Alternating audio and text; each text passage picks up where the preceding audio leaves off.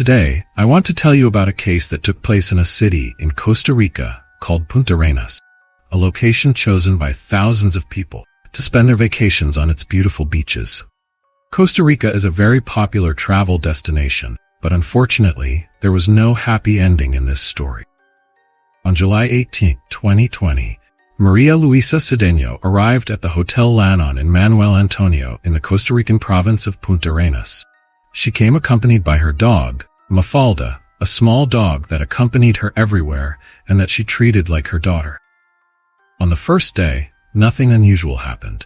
Maria Luisa went to the beach, had lunch at a restaurant, drank some alcohol, all the things vacationers normally do. But the next day, everything was different. Exactly at 4:30 p.m., Maria Luisa asked for a bottle of wine, mineral water, and 2 glasses to be brought to her room. It is worth mentioning that the woman did not tell anyone she would be with someone. Everyone around her was convinced that she wanted to spend her vacation alone. No activity was observed in her room throughout the day and evening. The next day, July 20th, the hotel staff tried to contact her, but received no response. A staff member had previously spoken to Maria Luisa, and she told him that she was alone as she had recently separated from her partner, that she was not feeling well, and that she was only traveling with her small dog, Mafalda. As the pandemic had officially broken out several months earlier, the woman said she had also suffered from it, especially her mental health, and needed a vacation. Therefore, the hotel staff decided to enter the room to conduct a routine check for safety reasons. Front door was locked from the inside. They then decided to see if access was possible through the door leading to the terrace. This room had an emergency exit intended for guests with pets. They opened the terrace door so the dog could go outside to relieve itself.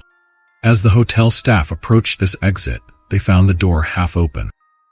When they entered, they smelled a terrible odor and immediately saw bloodstains in various places in the room. The dog was still alive, lying in a corner, trembling with fear and keeping away from the hotel staff, either because it was traumatized or very scared. On the bed lay an immobile human body wrapped in a sheet. This was how the lifeless body of Maria Luisa Cedeno was discovered. Maria Luisa Cedeno was an anesthesiologist and was considered an extremely respected professional in her field. She was 43 years old at the time of her death and worked as the head of the Department of Anesthesiology and Rehabilitation at the Zimmer Hospital in San Jose. Her colleagues held Maria Luisa in high esteem, and during the early days of the pandemic, she showed great dedication to her profession, striving to help patients in difficult times. As a healthcare provider, she was actively involved in caring for her relatives, handling their health insurance, and assisting them with medical visits. She was like the right hand of her family, supporting and helping whenever needed. Maria Luisa's parents lived in La Fortuna de San Carlos, so it was not always possible to stay in touch with the family. Friends described Maria Luisa as a strong, intelligent, and friendly woman who loved to travel, both in Costa Rica and abroad. Her reputation was impeccable. When the news of her violent death reached her family, the impact on the family members was devastating. Who would want to kill someone like Maria Luisa? Mysteries of the case began the moment the officers discovered the body. The crime scene was disturbing, not only because of the brutality with which Maria Luisa was killed.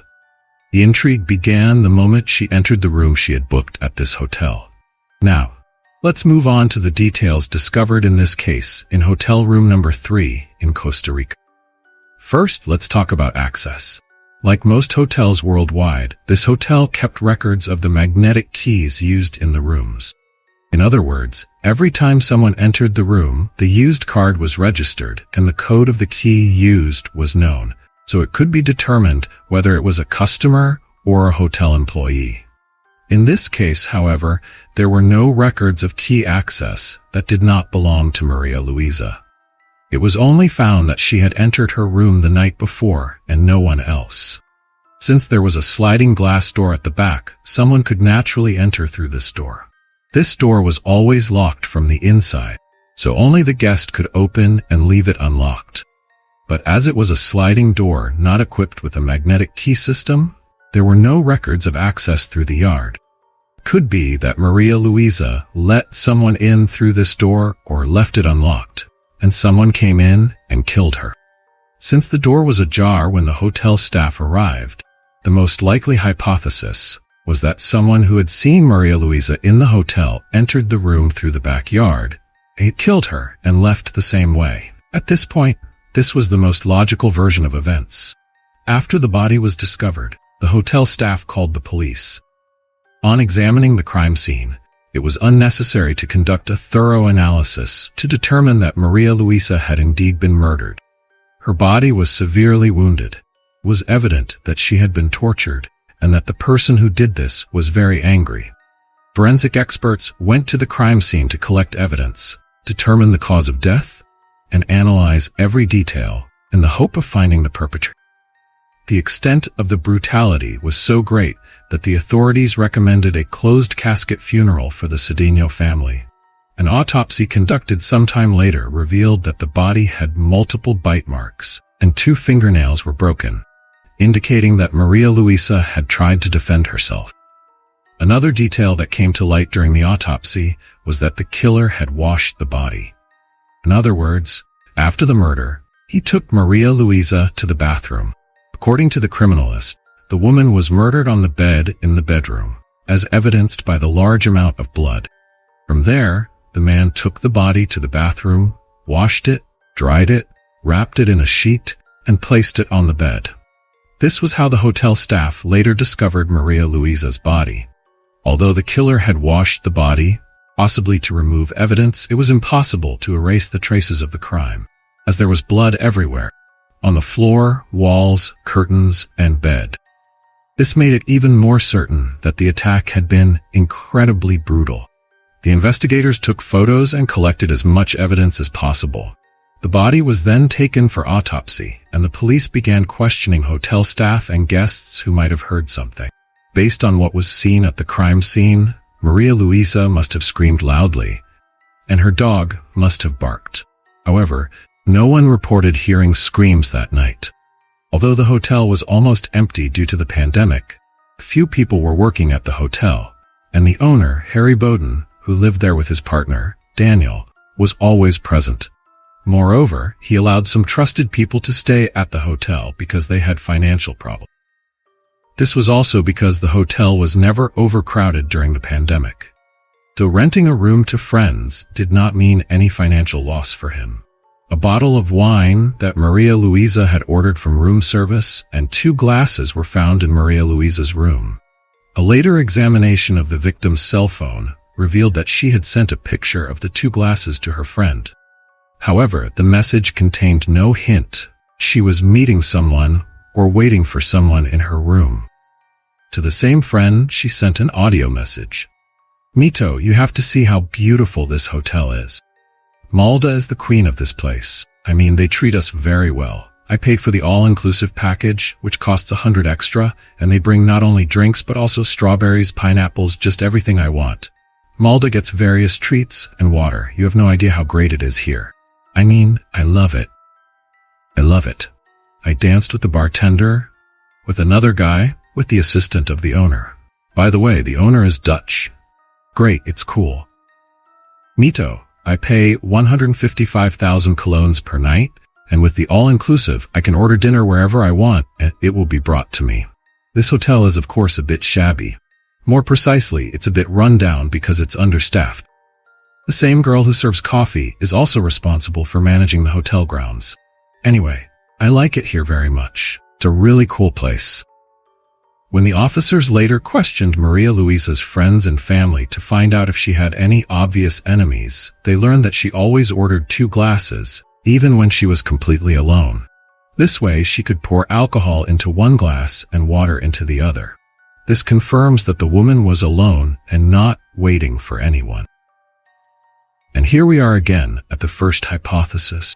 The attacker must have been someone who saw Maria Luisa in the hotel, noticed that the back door was open, and attacked her. But at the same time, such brutality seemed to come from someone who hated her deeply and was very angry with her. This was hard to explain in situations like this. seemed like a murder committed by someone who knew the woman and wanted to make her suffer. At the same time, there was no indication that Maria Luisa was with anyone or meeting someone. Another detail from the autopsy confirmed that the woman was also abused. Additionally, she showed signs of strangulation, with marks of blows on her cheeks, lips, arms, and chest.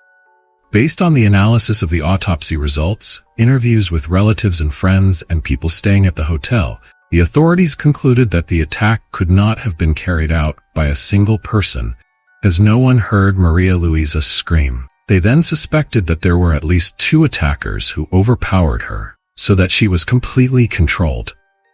There was even talk that there could have been a third person, because the woman was abused. According to this theory, 2 attackers held Maria Luisa down, and a third person raped her. This is also supported by the fact that no traces of ropes or similar items were found during the examination of the body, indicating that the victim was not tied up. The investigators also suspected that the men likely put something in her mouth to prevent her from screaming, or so that the screams could not be heard, allowing them to carry out the attack without anyone hearing anything. The cause of death was determined to be a head injury, which could have been caused in various ways. Could have been caused by a severe blow to the head, by undressing, as there were signs of broken vertebrae, or by a blow with an object or a heavy fall to the floor. All in all, what the attackers did to Maria Luisa Cedeno was a cruelty, something senseless and without obvious motive. It did not take long for the first suspect to be found because the man staying at the hotel had numerous fresh wounds that looked like scratches and bruises inflicted by someone trying to defend themselves. This was analyzed by Theodora Herrera Martinez, an exotic dancer working in the city's nightclub. And as I mentioned earlier, he lived in this hotel at the time of the murder. This man was placed in a holding cell while attempts were made to link him to the case. His footprints were compared to those found at the crime scene, and 2 matched this man's footprints, found in front of the bed in the bedroom on the black porcelain floor. Shortly after, a second suspect, Luis Carlos Miranda, a man with a degree in business administration, was arrested. He was arrested when a hotel security guard reported seeing him walking through the corridors with the first suspect, Theodora Herrera, at night. Since the latter was arrested, Luis Carlos had to be questioned to determine if there was a connection between him and the case. Additionally, tests revealed that his dental impressions matched the bite marks found on Maria Luisa's body. According to some testimonies from hotel staff, they saw Maria Luisa talking with Luis Carlos and once also with Herrera, but in a casual manner, not as if they were acquaintances or friends. They just greeted each other and asked how they were. This might be because there were only a few guests in the hotel, so they possibly passed each other several times. It was previously mentioned that the hotel owner allowed 2 friends to live on his property because they had financial problems and were in the middle of a pandemic. Now, Luis Carlos and Theodora Herrera were these friends. Given the matching footprints and bite marks of these 2 suspects, the police's most consistent action was to interrogate Harry Bowden, who, as I said earlier, was the owner of this hotel. During this interrogation, he stated that Harry and his husband had dinner with the 2 suspects on the night of the murder, namely the night of July 19th to 20th, at their apartment in the hotel. After dinner, 4 men went to the private pool. Harry then revealed that the 2 suspects worked for him, and he allowed them to live there in return. Luis Carlos was responsible for the website and marketing, while Herrera worked as a cook and bartender. The hotel owners and the suspects were not close friends, but as they started living in the hotel a year before the murder, they met more frequently, went out to eat together, and spent time together, developing a friendship among the 4 men.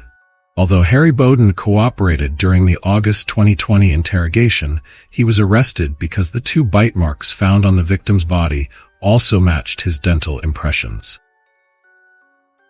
And then the truth came to light. Police confiscated the phones of all the arrested individuals and found text messages between Luis Carlos and Harry Bowden that were very compromising, as they contained rather dark fantasy. In these messages, Luis suggested that the innkeeper should have intimate relations with a woman while he watched.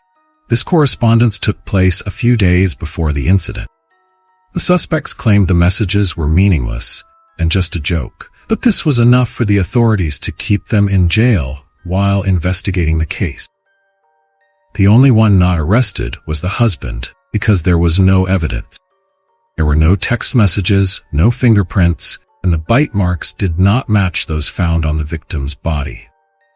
The defense of the suspects tried to argue that the evidence in the form of the bite marks found on the body was not conclusive, and that none of them were involved in the murder. However, the three men were charged with the murder of Maria Luisa Cedeno. Before the trial began, Harry Bowden's lawyer requested his client's release and house arrest for two reasons. First, because the country was experiencing a pandemic, and Harry was 69 years old, making jail time too risky. And second, he allegedly had difficulty walking due to a recent knee surgery. According to the defense, the man had been walking with a cane for a long time and appeared in a wheelchair at the trial's beginning. Due to this request, he was placed under house arrest and could return to the hotel where he was staying.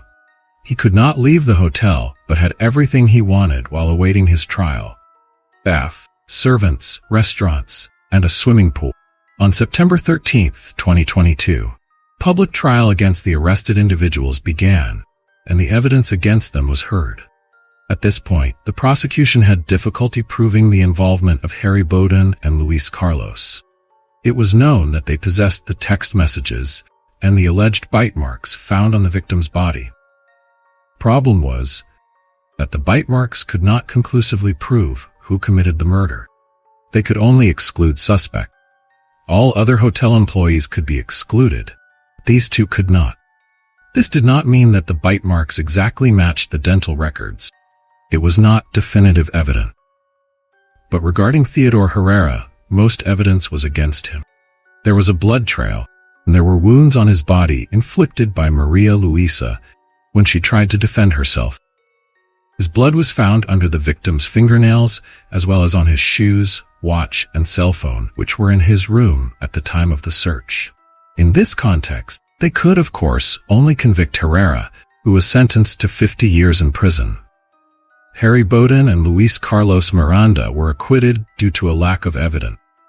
Many believe these two men were involved in the murder, also because the security cameras in the hotel mysteriously stopped working on the day of the murder. This suggests that someone must have arranged it. Another suspect was a security guard at the hotel, who, like the other two individuals, could not be arrested due to a lack of evidence. Strangely, after the murder, he traveled to another country, even though the police asked him to participate in the trial as a witness. Many other things in this case suggest that more people are involved. Two guests even told the police that the hotel lost power for several hours on the night of the murder, which could have been intentional. First, so that the surveillance cameras would not work, and second, so that the magnetic keys would not function. Another strange detail: the investigators searched the hotel owner's private office only 9 days after the murder, which could have given him enough time to remove all evidence. In addition to the text messages, the suspects' social media accounts were analyzed, revealing conversations between them about some fantasies directly related to the discovery of Maria Luisa's body. From a legal standpoint, Harry Bowden and Luis Carlos Miranda are, of course, innocent. The only person in prison for this murder is Herrera, who is also awaiting a new trial to see if his sentence can be reduced. Although this case has been solved, the Cedeno family believes something else is going on here. Cover-up. They said that the authorities handed them Maria Luisa's blood-stained belongings and do not understand why this happened, because the authorities wanted to keep this evidence in case something else was found. Naturally, the Cedeno family is satisfied with the verdict for Herrera, but not with the acquittal of Harry Bowden and Luis Carlos Miranda. Thank you for watching. Subscribe to the channel, and take care of yourselves. See you in the next video.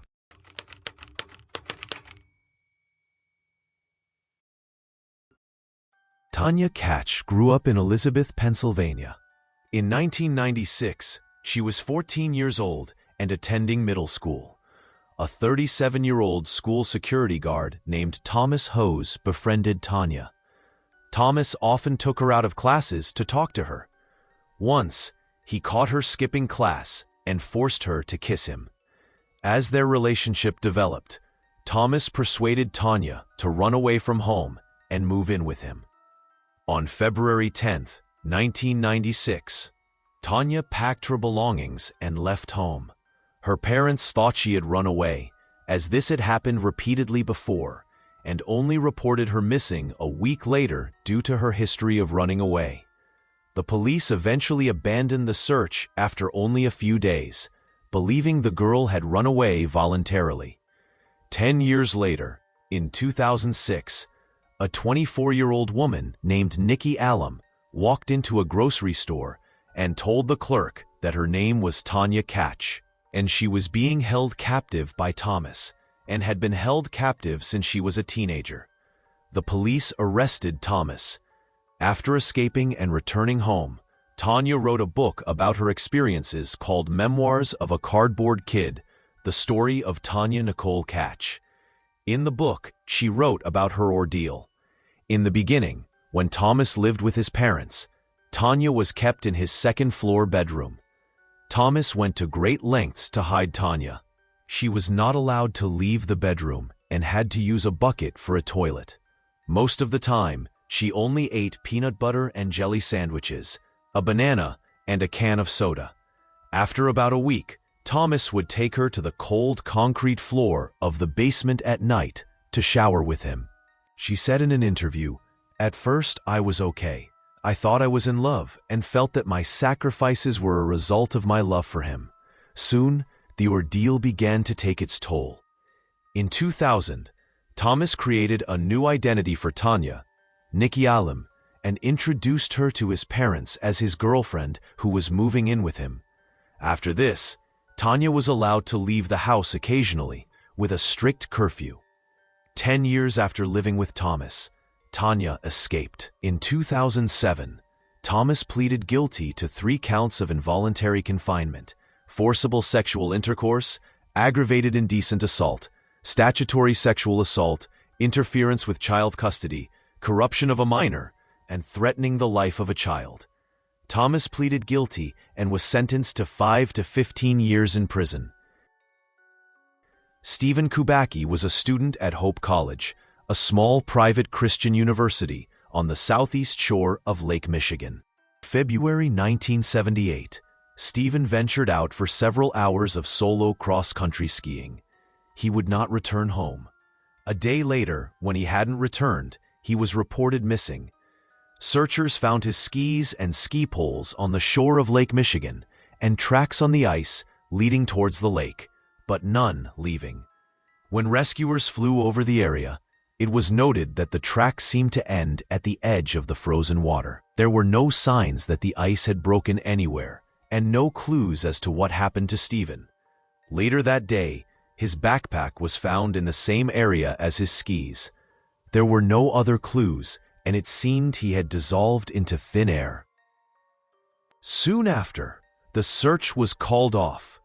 Then 15 months later, on May 5, 1979, Stephen walked up to his father's house and rang the doorbell. Stephen was surprised to learn he had been reported missing 15 months prior.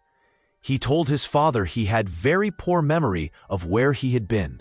Stephen said he had suddenly woken up 700 miles from where he went missing, lying on the ice in clothes that did not belong to him. He also had a small bag beside him containing a package of maps, none of which belonged to him. He said he felt as if he had recently been running. His father lived 40 miles from where he woke up. Other than that, he did not remember where he had been or what had happened to him for the past 15 months. After his return, he refused to talk to journalists because he had no memory of what happened at all. He refused to talk to a psychotherapist, saying it was unnecessary as he had no psychological problems. In 1983, Stephen earned a master's degree in linguistics, and years later, a PhD in clinical psychology. Many said that his disappearance helped many people find themselves by writing a book and studying psychology. In the 1900s, Dr. William Gordon Bates was a respected ophthalmologist in New York.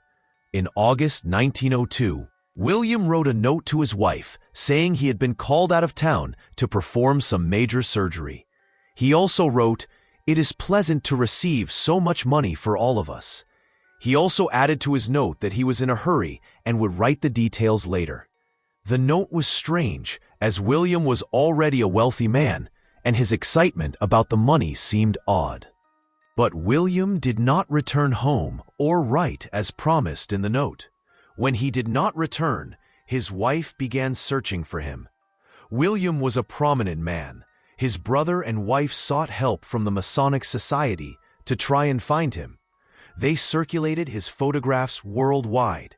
Soon, his wife received information that William was working as a medical assistant at a hospital in London after initially being admitted as a patient. Strangely, even though William had a bank account with a lot of money with which he could live in luxury in London, he was reportedly malnourished. Moreover, when his wife arrived in London, William did not recognize her.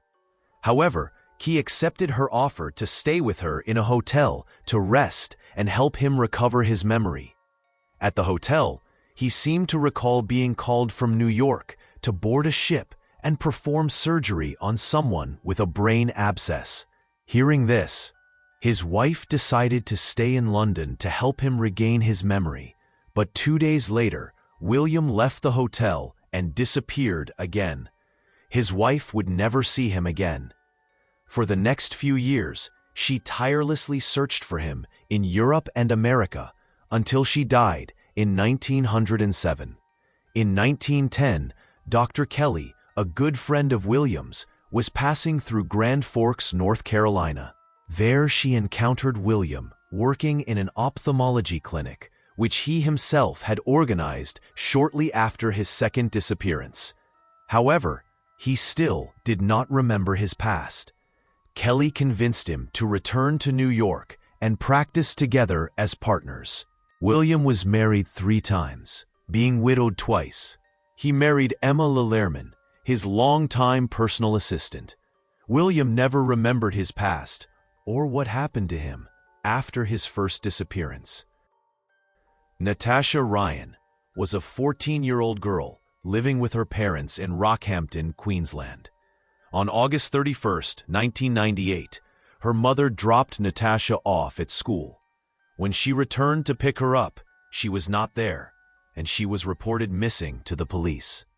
Exhaustive and extensive searches were conducted for her. A month before her disappearance, Natasha had run away from home with the help of her 21-year-old boyfriend, Scott Black. However, she was found 2 days later.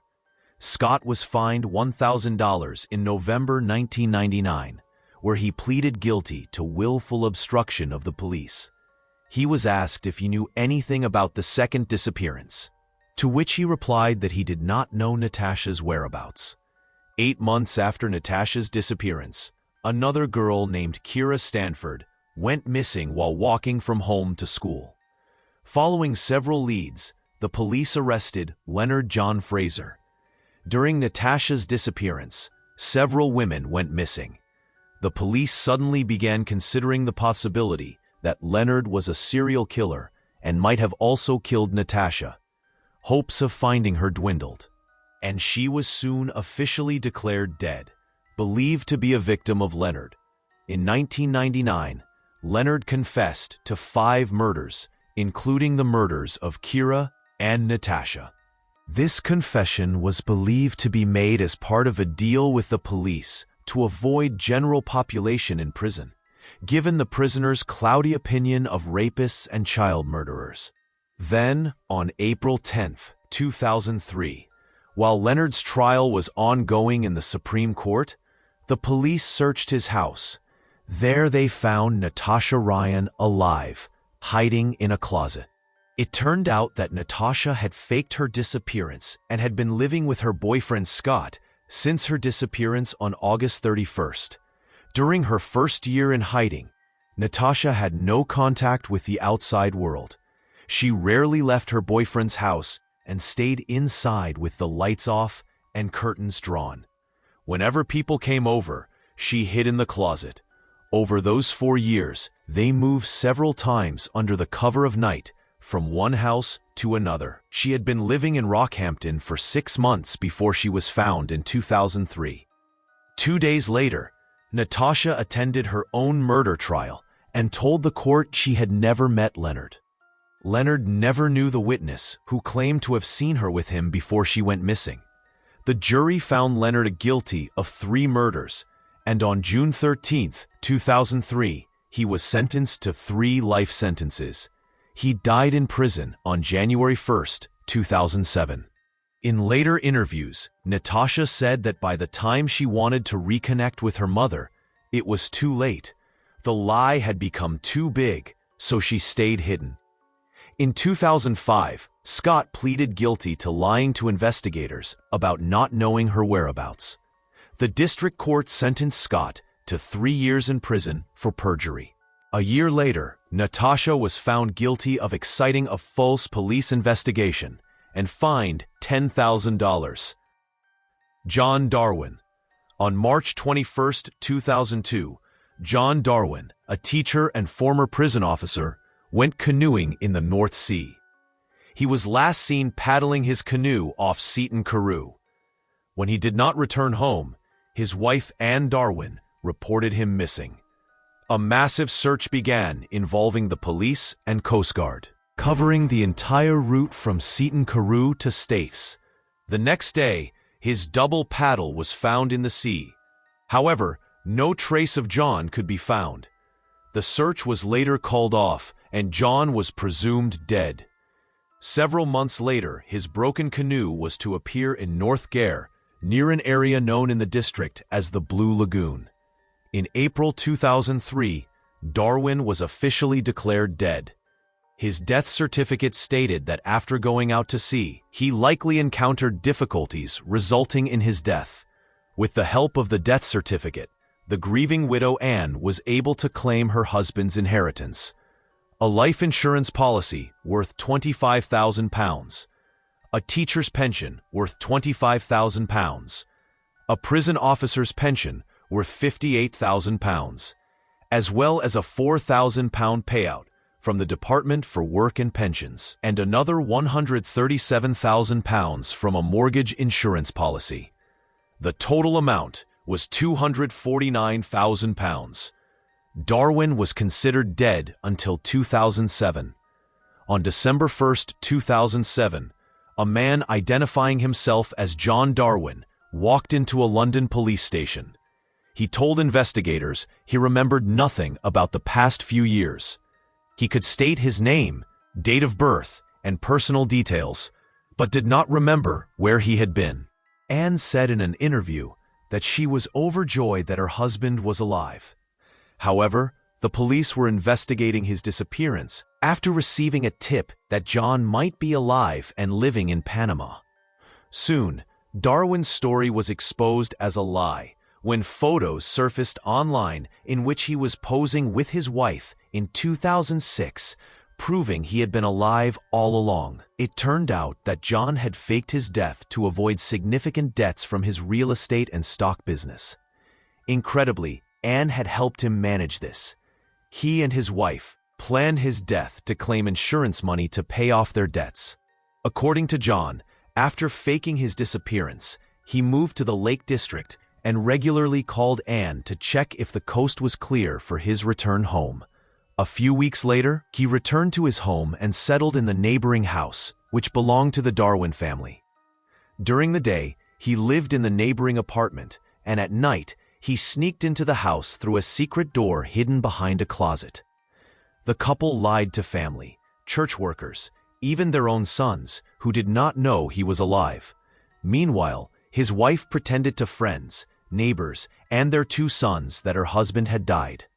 Over time, John became more confident and ventured out, wearing a cap and regularly limping to disguise his identity. One day, one of the tenants recognized him and asked, "Aren't you supposed to be dead?" John begged him not to say anything, and he got away with it. In 2006, Darwin devised a new plan to move to Panama to live more openly. He requested a birth certificate in the name of a dead boy who was born around the same time as him. Using the birth certificate, he applied for a passport in the name of the deceased child, John Jones. His wife told their sons that she needed to start a new life and would move to Panama. The couple flew to Panama on July 14, 2006, where they were photographed by a Panamanian real estate agent, and the resulting photograph was posted on the internet. They had planned everything in advance to buy a house there. However, after a change in Panamanian visa law, John told his wife that their identities would need to be confirmed by British authorities, and this time his pseudonym would not work. Darwin then decided to return home and pretend to suffer from amnesia. However, by that time, the police were already investigating his disappearance after one of Anne's colleagues overheard a phone conversation between the couple. Anne was convicted on 6 counts of fraud and 9 counts of money laundering and was imprisoned for 6.5 years. She served 3.5 years. Darwin pleaded guilty to fraud and also to falsely obtaining a passport and was imprisoned for 6 years and 3 months. He was released in 2011 after serving half of his sentence. Thank you for watching, and take care of yourselves.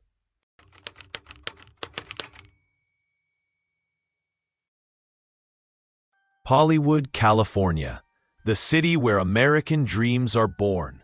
Mary Ellen Samuels didn't want to live in reality.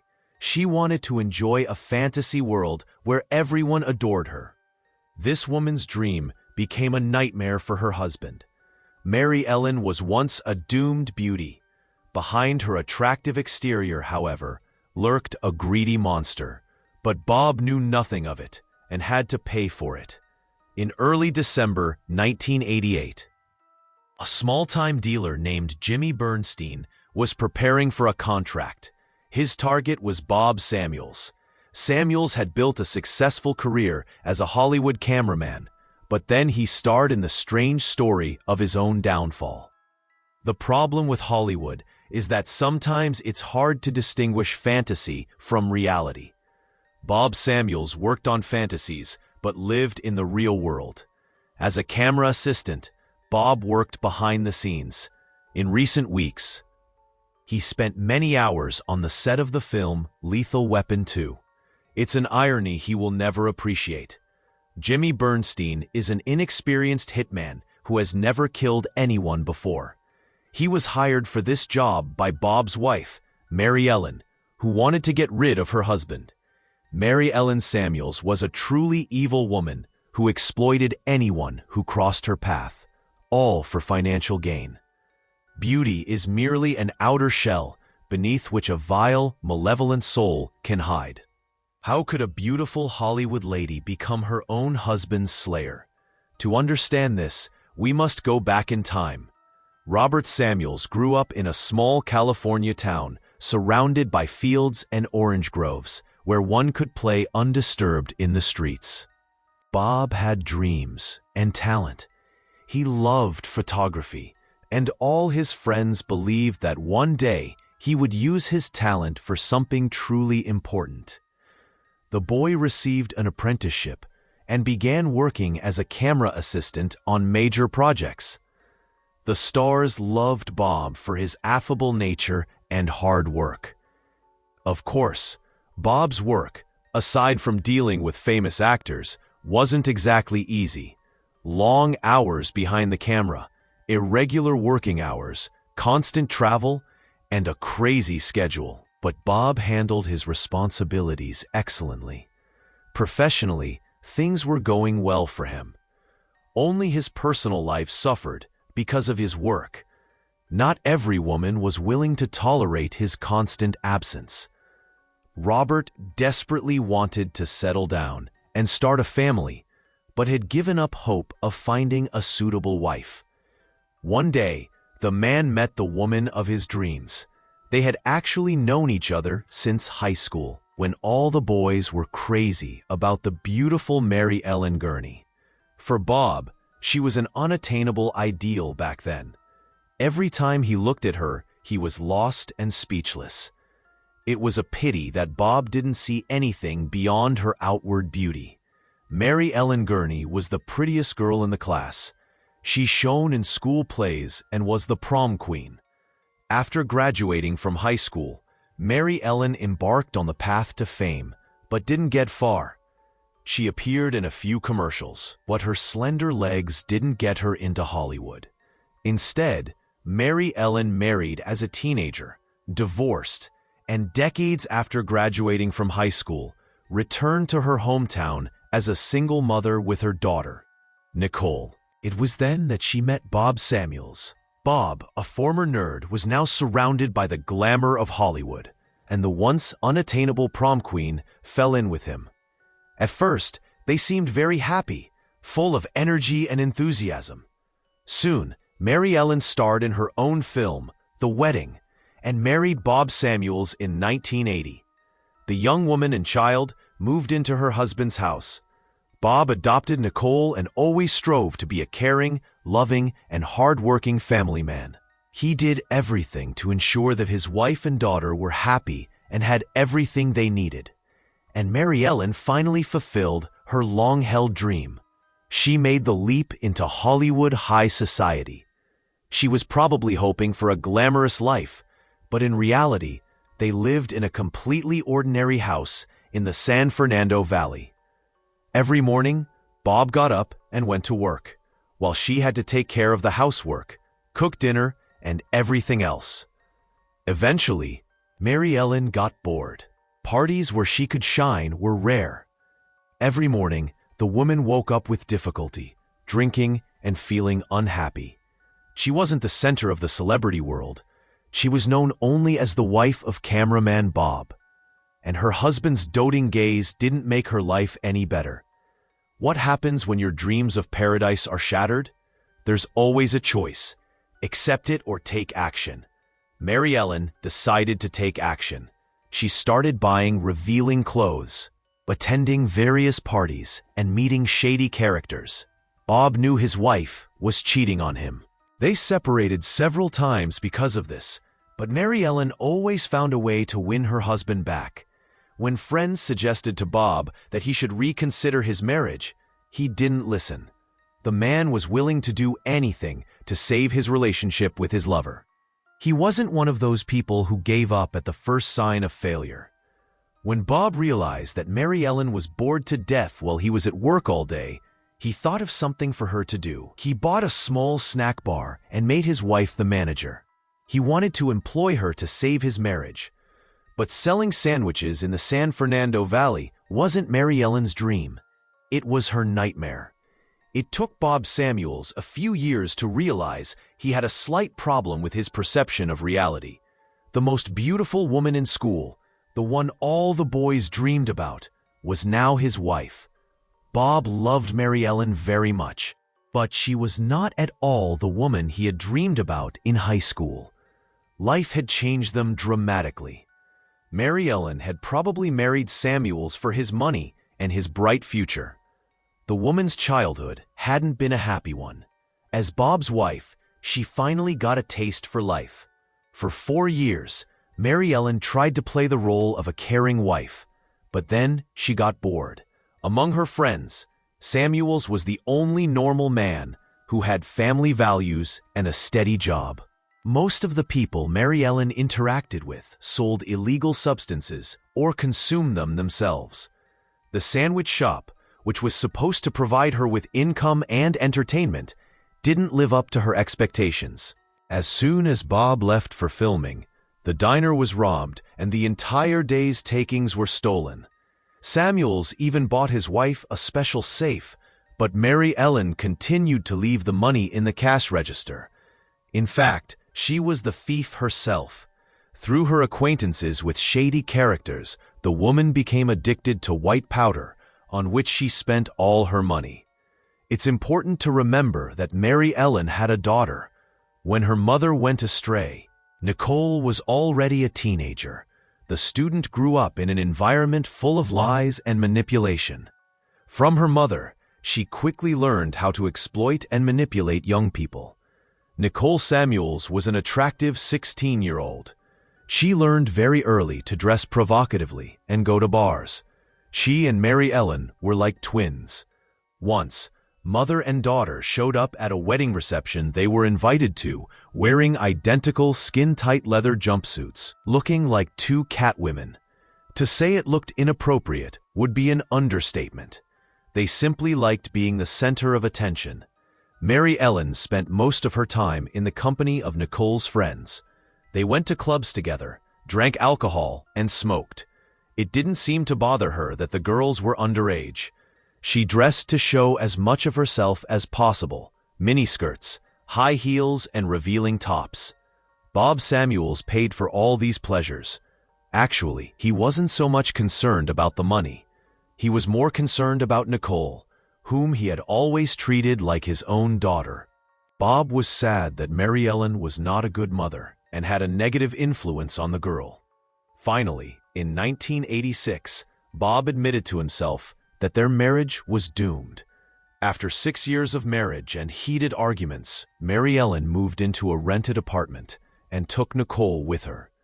Bob was devastated, and his wallet dwindled. Mary Ellen spent the money on her pleasures: clothes, jewelry, travel, white powder. This went on for a few years. Secretly, Bob hoped that one day his daughter would come to her senses and return to him. Mary Ellen knew what her ex-husband wanted, but she had no intention of becoming someone she never was for him. The winter holidays of 1988 were not the best time for Bob. He wanted to spend Christmas alone in an empty house. That year, something had changed in Samuel's mind.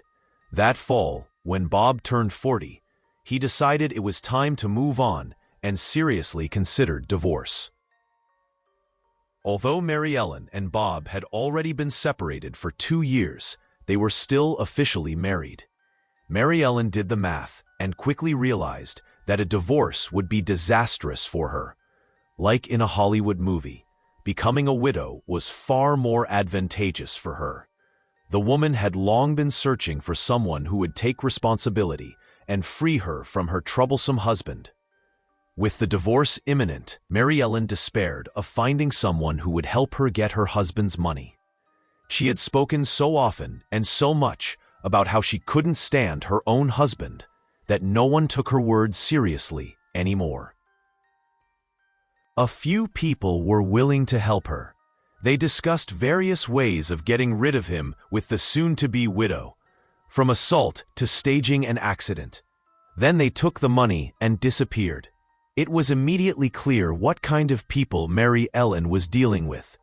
The woman believed that no one wanted to take care of the matter because she was no longer young and no longer as beautiful as she had been in her youth. To convince a man to commit a crime, they needed not only money but also feminine charm. Since Mary Ellen was inseparable from her daughter, she decided to use her 16-year-old Nicole to find the murderer by drawing her into this sinister conspiracy. But even that didn't work immediately. They were lucky that Mary Ellen had a particular instinct for vulnerable and weak-willed men. Hollywood is a place where everyone is on their own. If you're not a star, you're a nobody, like Jimmy Bernstein, a cunning, unscrupulous con man. Thanks to Mary Ellen, he was able to become a star in a game called Take Another's Life. James Bernstein, a tall, lumbering loner, cleverly fell into the trap and became prey. He had no friends. He earned his living selling illegal substances. Any normal mother would have kept her underage daughter away from such types. However, Mary Ellen could hardly be called a proper mother, as she had personally pressured Nicole to start an affair with Bernstein. Naturally, Jimmy was over the moon.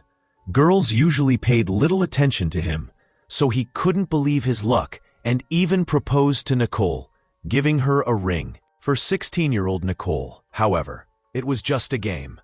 At the time, she was dating two young men at the same time, each of whom was ready to marry her. She only changed clothes depending on who she was dating, but Jimmy didn't know that he was one of two potential suitors. The boy was genuinely in love and considered Nicole his fiancée. Meanwhile, Mary Ellen told her future son-in-law at every opportunity that Bob Samuels was an evil, cruel man who had sexually molested their young daughter on several occasions. She complained that her ex-husband had abused Nicole as a child and later, when she grew older, raped her. To support her words about her aggressive husband, Mary Ellen had bruises on her neck and shoulders and claimed that Bob had assaulted her during a meeting, even though she had simply had plastic surgery. Jimmy easily took the bait, and his hatred for Bob grew day by day. This was exactly what mother and daughter wanted. They fueled this feeling and wanted Bernstein himself to feel the desire to send Bob to the afterlife. This was part of their ingenious manipulation. Jimmy truly believed that the girl he loved had been abused by her evil stepfather. Now Mary Ellen had her own killer. In reality, Robert Samuels had never been a violent man. Although his wife and daughter did everything they could to defame him and convince those around him of his hypocrisy, it worked. Because finally, just before the holidays, Jimmy Bernstein felt an irresistible desire to protect his beloved. It was the perfect moment for Mary Ellen, who had learned that Bob was filing for divorce.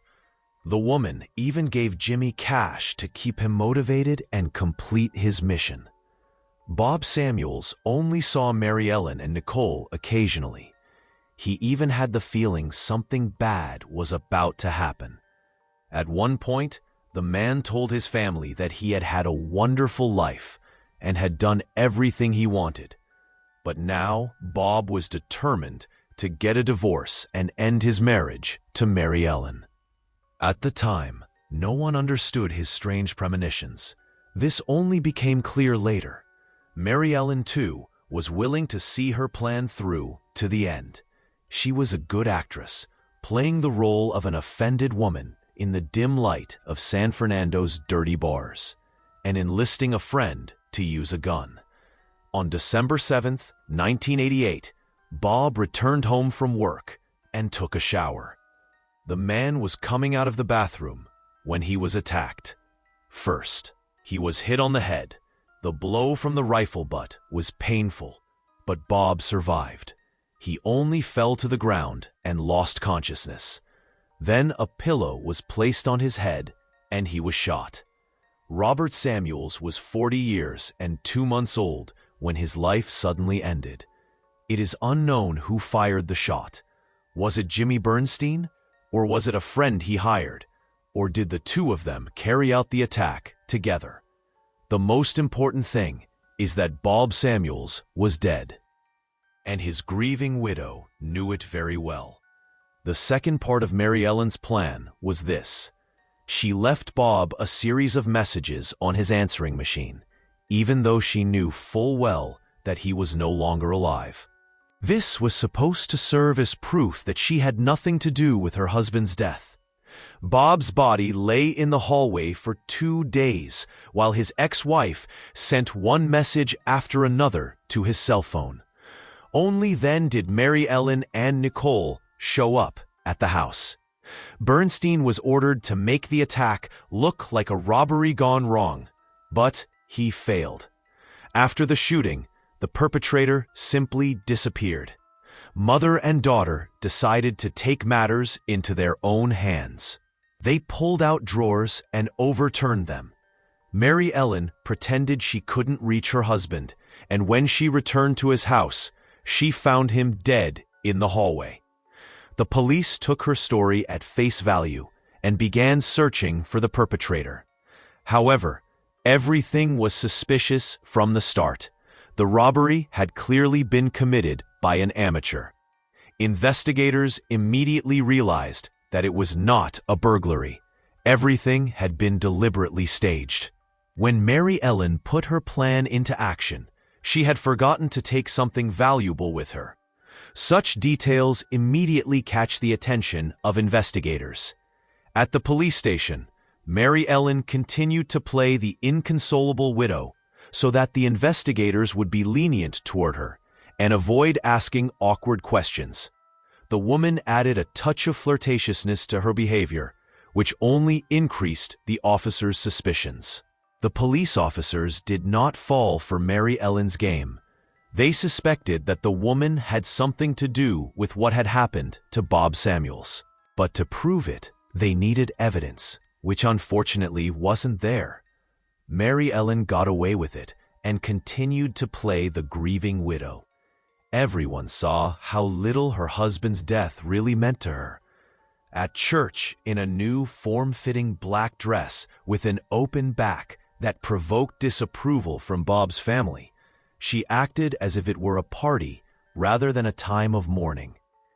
Now that Bob was buried, Mary Ellen's life changed dramatically for the better. She inherited everything he had worked for his entire life. The widow also received a tidy sum of $250,000 from Bob's insurance and moved into his house. Instead of cleaning the carpets where the body had lain, she and Nicole simply put another carpet over them to cover the brown stains and carried on with their lives as if nothing had happened. With the most important things taken care of, Mary Ellen turned to her real task. She went to mourn her husband's death. The widow found solace in a new dress, in the dressing rooms of luxury boutiques, and wiped away her tears with lace napkins. Then Mary Ellen threw a very lavish birthday party. She rented a limousine, invited guests, and bought herself an apartment in Cancun as a gift. She was finally able to live the life she considered worthy of herself. However, not everything went so smoothly. Jimmy Bernstein, Nicole's fake fiancé, was going through a difficult time. At some point, he realized he had been used like a fool. The young man saw how exciting Mary Ellen and Nicole's life was, but he was no longer a part of that life. Perhaps it was guilt or anger at his fiancée for her betrayal that led him to consider confessing. Jimmy hinted to those around him that he had had enough, that he was going to go to the police and tell everything. It seemed as if Jimmy Bernstein would be the one to destroy Mary Ellen's perfect life. However, the widow had her own method for getting rid of unwanted partners, and Jimmy became her target. As mentioned above, Mary Ellen was easily able to see through and manipulate people. They were usually young, vulnerable men addicted to illicit substances. Paul Gall was just that type, and his financial situation left much to be desired. Therefore, he stood no chance against Mary Ellen, her money, and her cunning. She knew that Paul's brother had died because of his destructive addiction to the illicit substances that Jimmy Bernstein distributed. This meant that Jimmy was indirectly involved in Paul's brother's death, and like all dealers who distributed illicit substances, deserved to die. To be on the safe side, Mary Ellen enlisted her support. The young people also agreed to get rid of Jimmy to pay off their debts. After losing a husband, it is very difficult to adjust to life alone without a loved one. Often, they need a little reset, to get away somewhere, change their surroundings, distract themselves from their grief. And some have to go to Cancun with a bag full of money and indulge in a photo shoot with their new boyfriend. Some have to go away for comfort and peace, but Mary Ellen has to get away to establish an alibi, because she hired hitmen to kill a man she tricked into killing her husband. Incidentally, during the photo session in her hotel room, the widow decided to take a photo for fun. She stripped naked, covered her body with dollar bills, and smiled broadly. This photo would later play an important role in the widow's fate. Mary Ellen had already spent much of the money she inherited after her husband, Bob, had entered the grave 6 months earlier. At that time, Jimmy Bernstein in Los Angeles was about to follow Bob. Paul Gall and his friend Daryl Edwards were inexperienced killers, so they calmed their nerves before murdering Bernstein with a few bottles of beer. In reality, there were probably more than a few, as a drunken Paul could barely get into the car, which Mary Ellen had kindly provided. Jimmy was in the passenger seat. The friends had lied to convince him to come along, supposedly to steal illicit substances. The plan was to strangle Bernstein in the car. But unlike Bob Samuels, Bernstein had no intention of dying. He tried to escape, but unfortunately not fast enough. Paul grabbed him, punched him repeatedly in the throat, and finally strangled him with his hands. The friends threw the body into a pond, took his ID, and threw it on the street. Then, they returned home and continued celebrating. It took a month until Jimmy's body was found. When investigators went to his home to search it, they found some documents linking him to the murder of Bob Samuels. They also found a $25,000 life insurance policy that Bernstein had taken out the day after Bob's death. He had listed his fiancée Nicole as the sole beneficiary, but she left him shortly thereafter. Jimmy was another cuckolded man who couldn't distinguish his fantasies from reality. The investigator summoned Mary Ellen for questioning.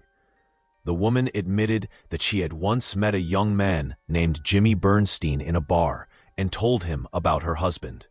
She had no idea what had driven the man to commit the crime against Bob.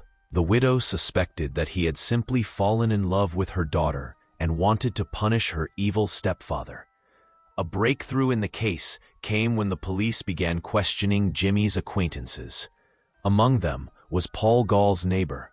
She told the whole story because Paul had blurted out the whole story while drunk.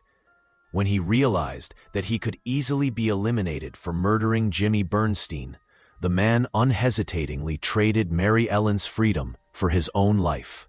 The woman, who had recently committed 2 crimes with impunity, sat before the investigator and tried every trick in the book to excuse herself.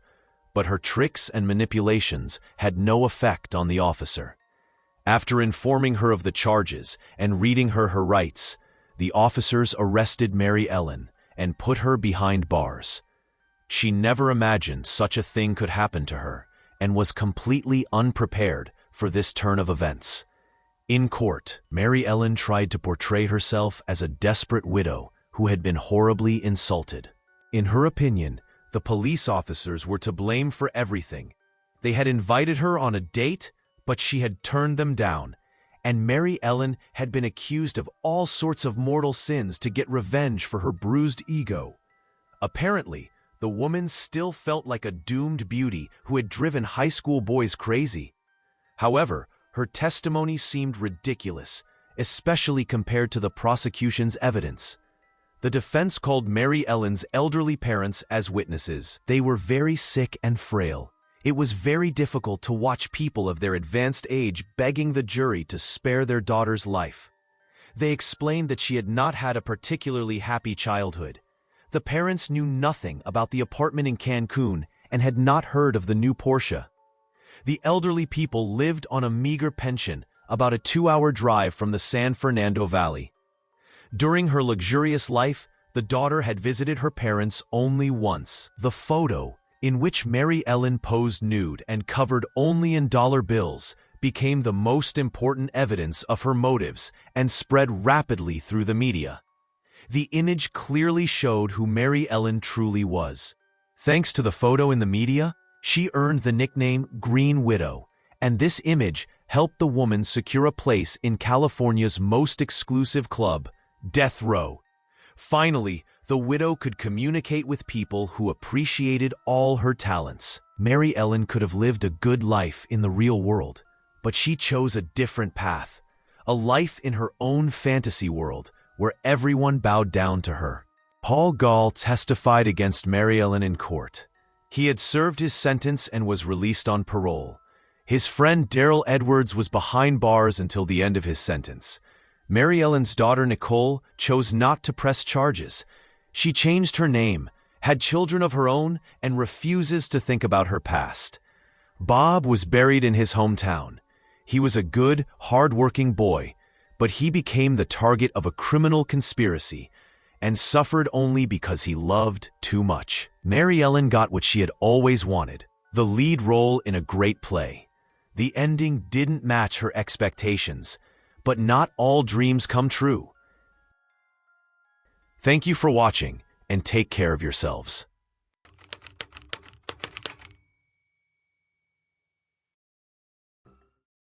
An ingenious and carefully crafted plan often proves flawless only in theory.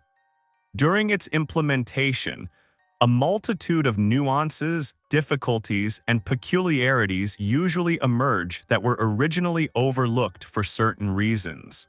However, the main reason for failure can be inconsistency, illogical actions, and foolish mistakes by those carrying out the plan. The story of an Iraqi emigrant named Sharabin is a vivid example of the unpredictable, horrific, and completely senseless consequences that an uncontrollable thirst for revenge can lead to.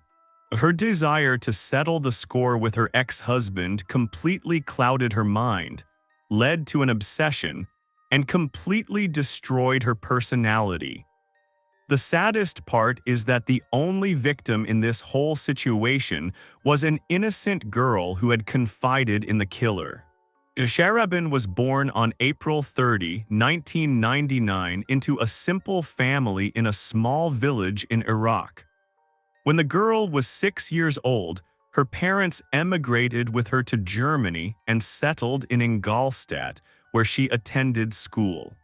Although her mother and father were rather strict and religious people who tried to instill the traditional values of their homeland in their daughter, she nevertheless grew up in another country and absorbed its culture. From a young age, Sharabin demonstrated her difficult, independent, and very rebellious nature. She always did what she wanted, went against the grain, and wanted to be free of prejudice and be a modern girl. The student dreamed of pursuing a career in the beauty industry, becoming a famous stylist or beauty blogger. Sharabin watched online instructional videos on makeup techniques and spent all her pocket money on cosmetics. She was convinced that in the future she would open her own beauty salon or even launch her own cosmetics line. However, to achieve her goals, Sharabin often resorted to hysteria, banal manipulation, and victimization. One way or another, she always achieved what she wanted. At the age of 15, the girl met a young man named Ryuan who was 17 at the time. The boy was also from Iraq, but like Sharabin, had moved to Germany with his family as a child. The teenagers had a lot in common, they quickly became close, and a romantic relationship developed between them. Knowing that their parents would not approve of this union, the young people tried to keep their affair secret from everyone, meeting secretly in various remote locations on the outskirts of the city. One day, the two were accidentally discovered by Sharabin's cousin, but instead of betraying the young lovers, he decided to blackmail the girl and force her to have sex with him. Sharabin, however, refused to accept such treatment and told her parents everything, including the blackmail she had been subjected to by her relative. Her father and mother were shocked by this news, but the girl knew that her brother no longer had any leverage against her and that she would take care of everything herself. Her parents forbade their young heiress from meeting her chosen one, but their daughter didn't listen. She continued to meet with Ryuan in secret, despite the constant family quarrels over the matter. As soon as she turned 18, they married, after which she had no contact with her father and mother for over a year. Ryuan and Sharabin were both ambitious and dreamed of a happy and carefree life.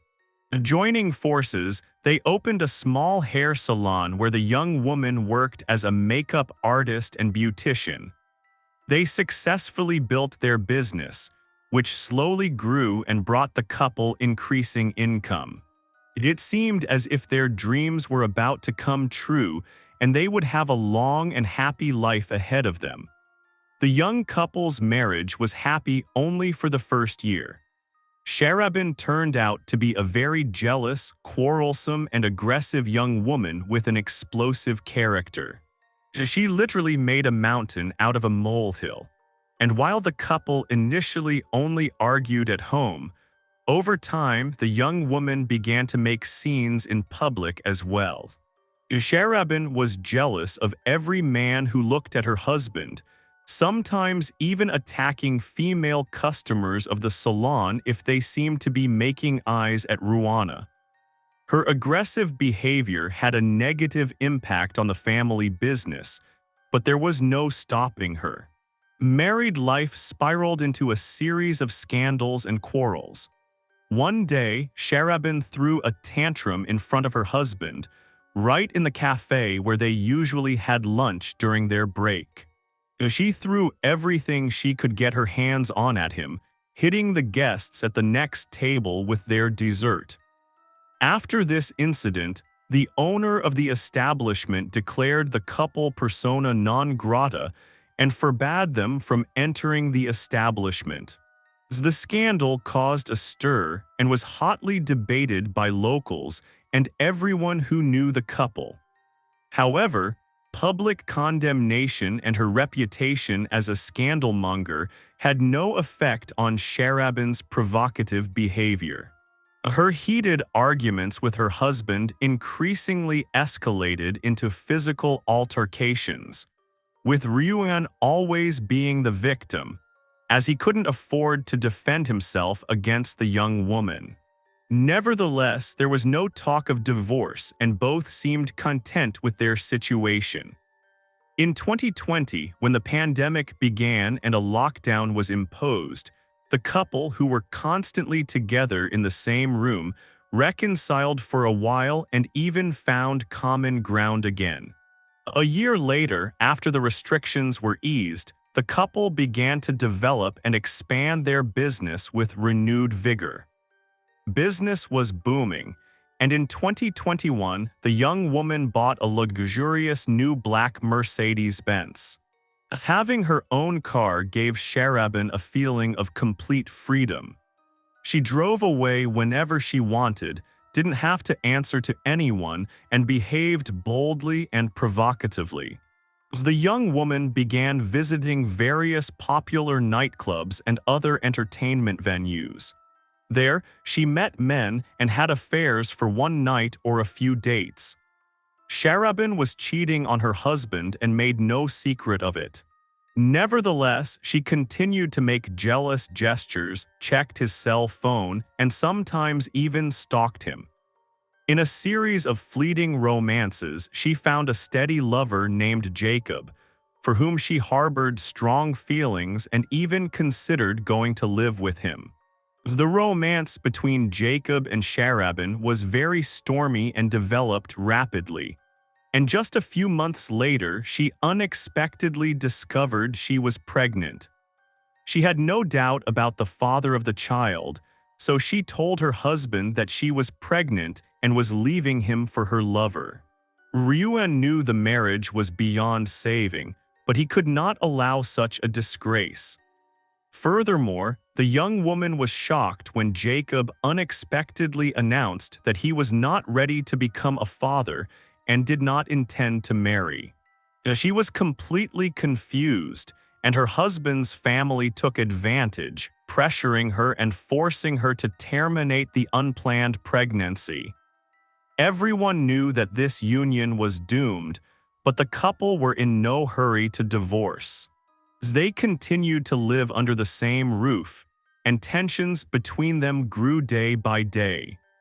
Sharabin harbored anger and resentment not only against her husband, but also against his family members who had forced her to give up the child. One day, in a fit of hatred and rage, she broke into Ryuan's brother's house, attacked him and his wife, hitting them repeatedly with an electric shocker, and terrified the children.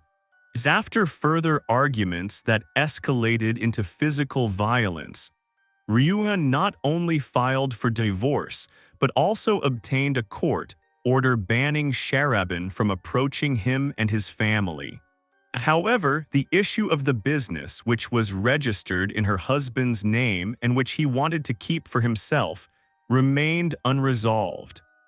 After separating from Ryuan, Sharabin lost the opportunity to work in the salon, and the fate of the salon would now be decided by a court.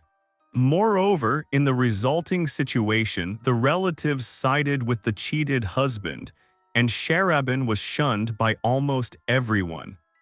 She lived in a rented apartment, had no contact with other people, and hatched a devious plan for revenge. Sharabin decided to fake her own death and frame her ex-husband so that he would be imprisoned. To carry out this plan, she needed the body of a young woman whom she could pass off as herself. This sounded completely crazy at first, but Sharabin began searching for a suitable victim with a manic obsession. She scoured social media, looking at one page after another. She paid attention to details, took notes, and selected candidates. Finally, she settled on a 23-year-old waitress named Khadija, who met all the criteria. From the same social media, Sharabin knew that her potential victim had grown up in an orphanage and thus had no relatives who would have been immediately alerted. Khadija was also an immigrant, but originally from Pakistan. As a child, she had moved to Germany with her father, but his father soon ended up in prison, and the girl was placed in a children's home. Despite all the difficulties and hardships she faced in a foreign country, Khadija was a positive and open girl. She dreamed of pursuing a career in show business, working on television or acting in films, and constantly went to castings, auditions, and rehearsals. This was precisely what the devious villain decided to exploit. Sharabin double-checked everything and made sure she couldn't find a better candidate. The girl was the same height as her, had the same figure, very similar facial features, and even the same clothing style. In real life, they could have actually passed for biological sisters. In April 2022, Sharabin created a fake account on a popular social network, which she ran as a talent agent. She designed it convincingly, gained followers, and regularly posted about castings and other events. Everything looked very realistic, and by mid-June she messaged her victim, introducing herself as the casting director of a well-known German rapper. Sharabin informed Khadija that she had been selected to film the artist's music video and invited her to an audition. She was overjoyed, immediately accepted, and already considered herself a real star. Khadija was a fan of the artist and decided to write to him personally to thank him and clarify some details. But then it turned out that no filming was planned in the near future and no one was looking for actors. Khadija immediately suspected that someone had tried to scam her, but she didn't understand who had done it or why. She had the account blocked. Sharabin had to quickly come up with a new, credible plan that would work 100%. It took her another 2 months, and this time she created a page disguised as the profile of a new beauty salon. Sharabin wrote to her victim again, inviting her to free beauty treatments as part of a promotion for the salon. The only condition was that she consent to photo and video recordings of her makeup and hair care. Suspecting nothing, she agreed. However, the salon was located across town, and it would be extremely inconvenient for her to get there. The so-called salon owner, however, promised to personally pick her up from her home and then bring her back. At the same time, Sharabin made sure not to overlook any detail to ensure everything went according to plan. She closely observed her victim and had her hair cut exactly the same way as her, even slightly adjusting her hair color so that their hairstyles were identical. Furthermore, the criminal made sure in advance that her plan would work and that her parents would identify the body as hers. They would identify their daughter. She moved into their house for a month after asking for forgiveness. Her father and mother naturally forgave their daughter and took her back. According to Sharabin's plan, they were the ones who would find her body. She arranged to meet with her victim on August 16th in the evening and asked her to wear a dark blue dress she had seen in a photo on a social network.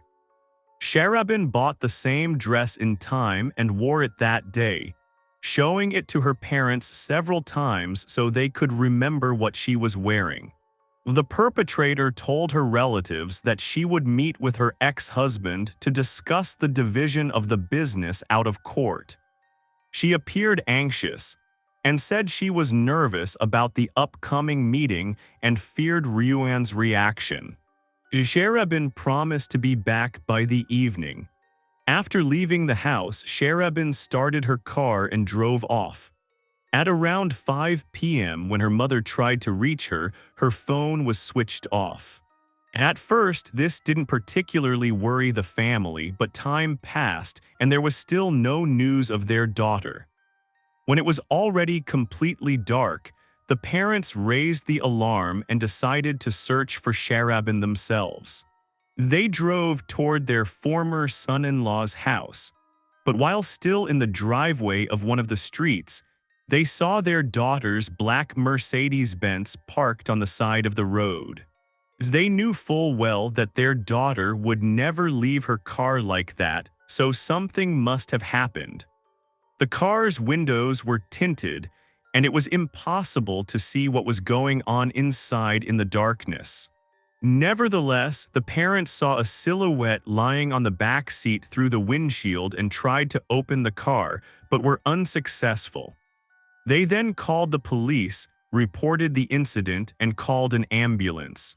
The police officers who arrived opened the car and found the lifeless body of a young woman lying in a pool of blood in the back seat. Forensic experts later identified more than 50 stab wounds, most of which were aimed at the face, neck, and chest. Whoever committed this act apparently didn't want to give the unfortunate woman any chance of survival. Although the victim's face was disfigured beyond recognition, her distraught parents immediately identified the dead woman as their daughter. She was wearing the same dress she had left the house in, her purse with her documents lay beside her, and her bracelet was on her arm. News of Sharabin's brutal murder spread throughout the city almost instantly, especially since the body was found in the area where she had previously lived with her husband. Incidentally, her husband immediately became the prime suspect. The parents reported that their daughter had gone to her former son-in-law's house to settle business matters and hadn't returned. Her car was found by the side of the road. The police immediately decided to arrest and interrogate Ryuan, but when he realized he could be framed for his ex-wife's murder, he managed to escape and could not be found. This circumstance only increased suspicion against him, as they had separated with a major scandal, divided their business in court, and practically hated each other. So the man had an obvious motive. Although the parents immediately identified the murdered woman as their daughter, and the body was found in a car belonging to Sharabin, law enforcement officials had some doubts about the accuracy of the identification of the remains. Furthermore, rumors spread throughout the city that the deceased had been seen on the evening of August 16, when she was supposedly already dead. The deceased's face was severely disfigured, which was obviously done intentionally to make identification difficult. The day after the horrific discovery, a certain Samira reported her friend and colleague Khadija missing, who had not been to the she had appeared at work and hadn't responded to calls or messages.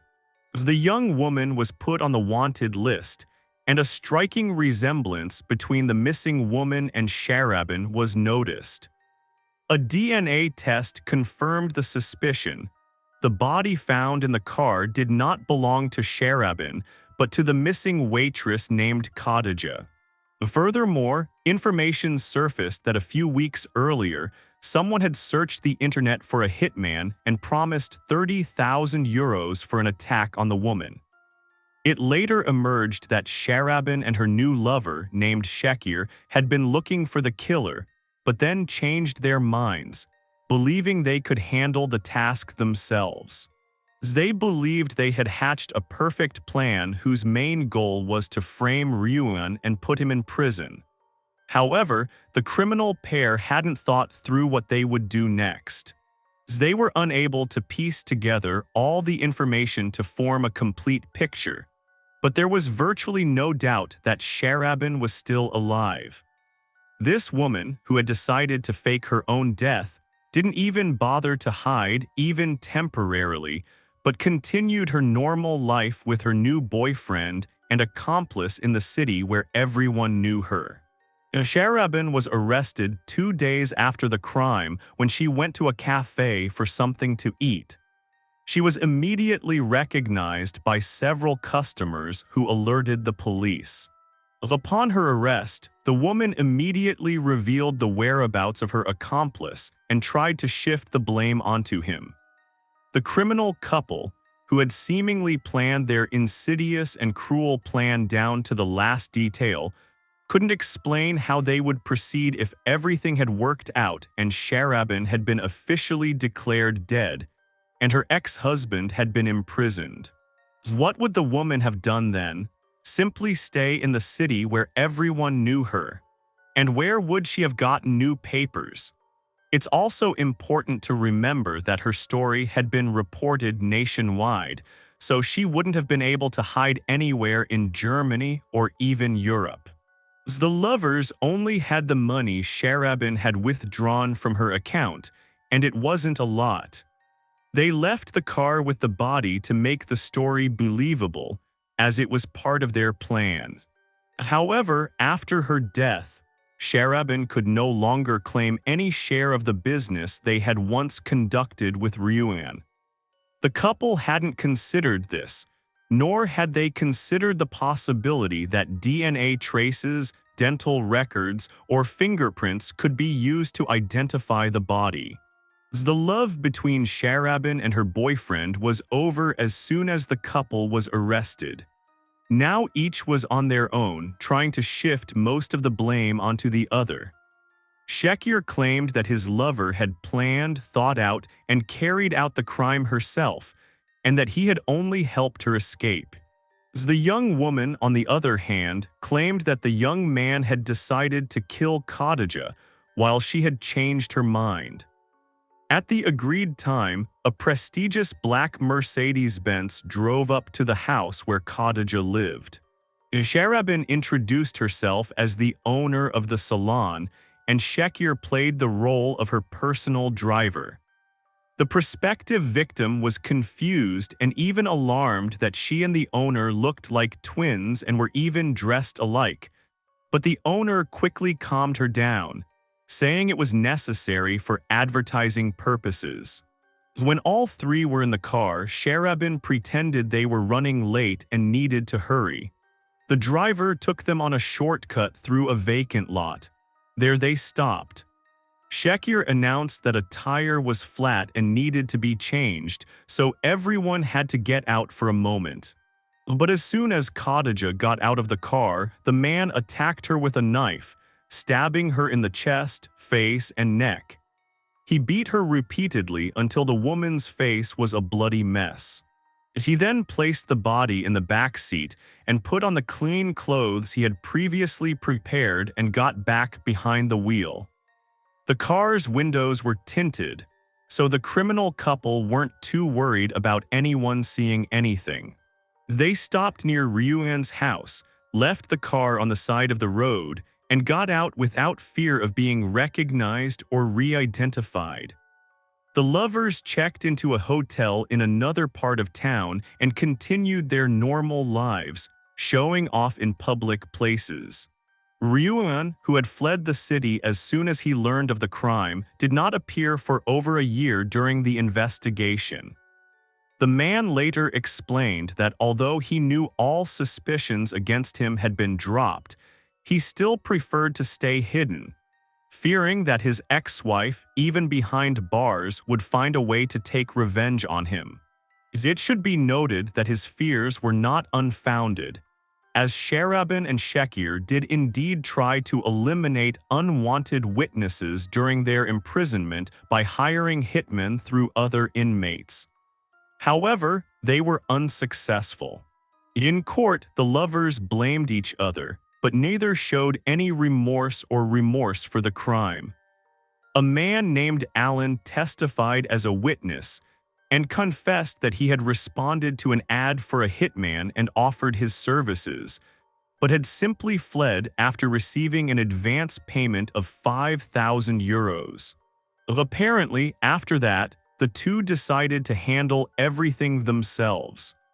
The con man feared that the police might track him down and suspect him of complicity in the murder, so he went to the police himself and told everything.